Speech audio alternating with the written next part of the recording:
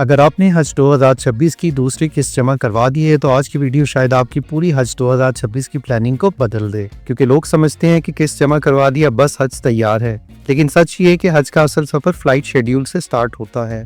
آپ کون سے دن جاتے ہیں، کن شہروں میں پہلے پہنچتے ہیں، آپ کا انرجی لیول پہلے خرچ ہوگا یا بعد میں، آپ کو عمرہ سکون سے ملے گا یا رش میں، اور حج پر کتنی آسانی یا مشکل رہے گی، یہ سب کچھ صرف ایک درست فلائٹ سکیجول کا فیصلہ کرتا ہے۔ لیکن ویڈیو شروع کرنے سے پہلے آپ کو ایک بات بتا دیں کہ حج کے لیے پیسے بالکل آپ دیتے ہیں، لیکن جانے کی توفیق ہمیشہ اللہ تعالیٰ ہی دیتے ہیں۔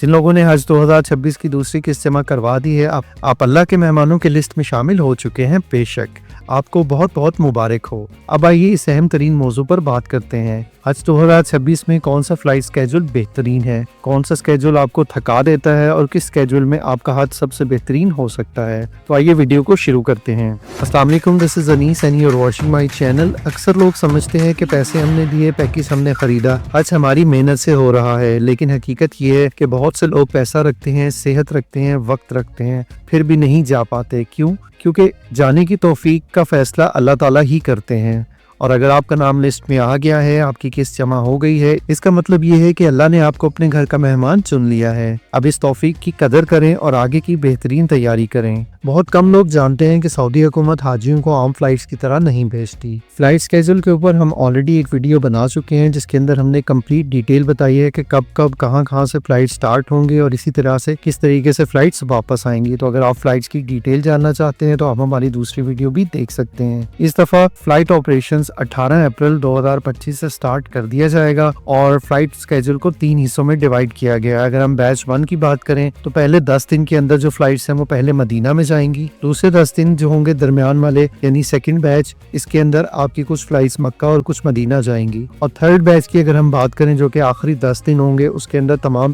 فلائٹس جو ہیں وہ ڈائریکٹ مکہ جائیں گی، مطلب جدہ جائیں گی، اور جو حاجی ہیں وہ مکہ جائیں گے۔ ہر بیچ کا اپنا مزاج ہے، اپنی آسانیاں ہیں اور اپنی آزمائشیں ہیں۔ آئیے ہر ایک کو ڈیپلی سمجھتے ہیں۔ اگر ہم پہلے بیچ کی بات کریں جو کہ پہلے مدینہ جائے گا، سکون، برکت مگر جسمانی امتحان، یہ وہ لوگ ہیں جو 18 اپریل سے 10 دن تک مدینہ پہنچتے ہیں۔ اگر ہم اس خوبیوں کی بات کریں تو مدینہ منورہ میں رش بہت کم ہوتا ہے، مسجد نبوی میں نماز سکون کے ساتھ ریاض الجنہ میں نوافل کے مواقع زیادہ ملتے ہیں، اور زیارتیں بغیر کسی انتظار کے ہو جاتی ہیں۔ اس کے علاوہ ماحول پرسکون اور روح کو قرار ملتا ہے۔ یہ لوگ اکثر کہتے ہیں کہ ہمارا حج تو مدینہ ہی میں ہاف وے مکمل ہو گیا تھا، لیکن امتحان کہاں آتا ہے۔ اگر آپ اتنا لمبا سٹے برداشت نہیں کر سکتے تو یہی بیچ آپ کے لیے سب سے مشکل ہو جاتا ہے، کیونکہ سعودی عرب میں تقریباً 25 سے 30 دن آپ کے مکمل ہو جاتے ہیں، اور آپ حج کی تیاری کے لیے تیار ہوتے ہیں۔ کھانے کی تبدیلی، دین کا سکیجول آپ کا بگڑ جاتا ہے، جسم آپ کا تھک جاتا ہے، اور لوگ درمیان میں بیمار ہونا شروع ہو جاتے ہیں، اور پھر اسی تھکن اور بیماری کی حالت میں حج کے مشکل ترین ایام شروع ہو جاتے ہیں۔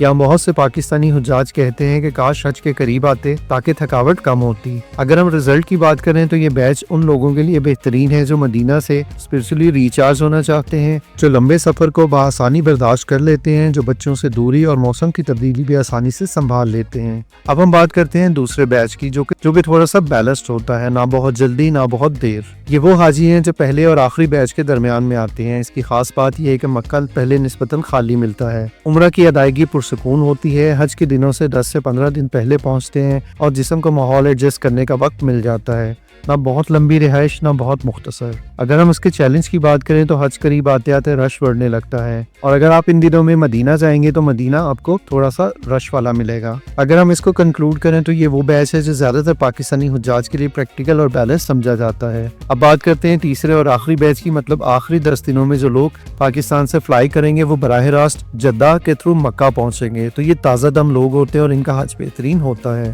اس بیچ کی خاصیت ہی الگ ہوتی ہے۔ اس کا سب سے بڑا فائدہ یہ ہے کہ آپ تازہ دم ہو کر حج ادا کرتے ہیں، آپ کو تھکاوٹ بہت کم ہوتی ہے، آپ کے جذبات فریش اور نیت جوان ہوتی ہے، حج خوبصورتی سے ادا ہوتا ہے، اور حج مکمل کرنے کے بعد آپ کے پاس کافی وقت ہوتا ہے جس میں آپ لمبا پرسکون وقت مدینہ، روزہ رسول صلی اللہ علیہ وسلم اور باقی زیارتوں کے لیے ملتا ہے۔ یہ بیچ خاموشی سے سب سے زیادہ پریکٹیکل مانا جاتا ہے۔ اگر ہم اس کے چیلنج کی بات کریں تو عمرہ شروع میں رش کے ساتھ ہوگا، کیونکہ جب آپ مکہ پہنچیں گے تو زیادہ تر حجاج مکہ پہنچ چکے ہوں گے، اور جو لوگ کہتے ہیں کہ ہم پہلے حج کرنا چاہتے ہیں اور بعد میں پورے سکون کے ساتھ مکہ اور مدینہ کی زیارات کریں گے تو ان کے لیے یہ بیچ سب سے بہترین ہے۔ اگر آپ مجھ سے پوچھیں گے تو میں ہمیشہ آخری بیچ کو ترجیح دوں گا۔ کیوں؟ کیونکہ جسم آپ کا فریش ہوتا ہے، ذہن پرسکون ہوتا ہے، حج پوری पूरी ताकत से अदा होता है, क्योंकि हज की इबादत एक मुश्किल और थका देने वाली इबादत है।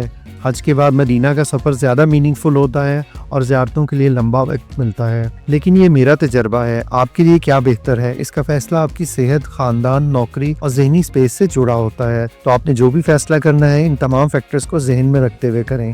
अब यहाँ पर एक ज़रूरी मशवरा जो मैं आपको देना चाहूँगा कि हर कोई तब्दीली की दरख्वास्त ना करे, क्योंकि बहुत लोग सिर्फ अपनी सहूलत के लिए बैच तब्दील करवाते हैं, लेकिन हकीकत ये है कि हर तब्दीली की दरख्वास्त सिस्टम पर दबाव बढ़ा देती है। हज मिशन के लिए सबको अकोमोडेट करना मुश्किल हो जाता है। अगर 1.5 लाख हाजी अपनी मर्जी बनाएंगे तो फिर पूरा निज़ाम रुक जाएगा। इसलिए आपको जो स्केड्यूल मिले उसे कबूल करें, क्योंकि असल मकसद स्केड्यूल नहीं, इबादत है। हाँ, अगर आपका कोई बहुत ही ज़रूरी काम है, जैसे कि आप जॉब करते हैं और आपको छुट्टियों का मसला है, या इसी तरीके से आपकी फैमिली का कोई इशू है, तो उस सूरत में आप स्केड्यूल तब्दील करवा सकते हैं।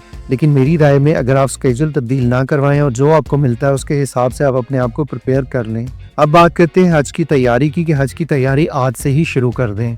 कम से कम रोज़ाना 30 मिनट की आप वॉक करें। इसके अलावा अपनी ग़िज़ा पर तवज्जो दें, सादा और ज़ूद हज़म ग़िज़ा इस्तेमाल करें। उसके बाद विटामिन डी, नमकियात और पानी का ख्याल रखें। अगर आप बीमार हैं तो हज से पहले मुकम्मल इलाज करवाएं और अपने आप को फिट करें। इसके साथ साथ दरूद शरीफ और इस्तिग़फ़ार का विर्द रखें, और सबसे अहम बात, दिल को नरम रखें, क्योंकि आप अल्लाह ताला के मेहमान हैं। फ्लाइट स्केड्यूल शायद आज तक आपको सिर्फ तारीखों की एक लिस्ट लगता था, लेकिन अब आप जान गए हैं कि हज की पूरी क्वालिटी को बदल देता है। उम्मीद है कि आज की वीडियो ने वो क्लैरिटी दी होगी जो ज़्यादातर लोगों को सालों तक नहीं मिलती। अगर फिर भी आपको कोई सवाल हो, चाहे हज, फ्लाइट स्केड्यूल, रिहाइश या कोई और ज़ाती कन्फ्यूजन हो, तो आप कमेंट में ज़रूर लिखें। हम ज़ाती तौर पर जल्द अज जल्द आपके सवाल का जवाब देंगे। अगर आपको ये मालूमाती वीडियो पसंद आई हो तो इसको लाइक करें, शेयर करें, चैनल को सब्सक्राइब लाजमी करें और उन तमाम लोगों के साथ शेयर करें जो हज 2026 पे जाने का इरादा रखते हैं। और दुआ कीजिए कि अल्लाह ताला हमें बार बार अपने घर की हाज़िरी नसीब फरमाए।